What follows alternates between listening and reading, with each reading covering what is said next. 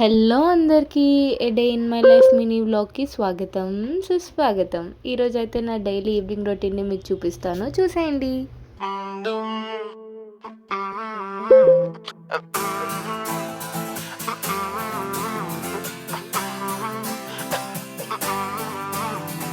New York నగరం ఎదురోయవేళ నేనే ఒంటరి చనిపోతుంటరి తెప్పలు విడిచిన గాలులు తీరం వెతకగా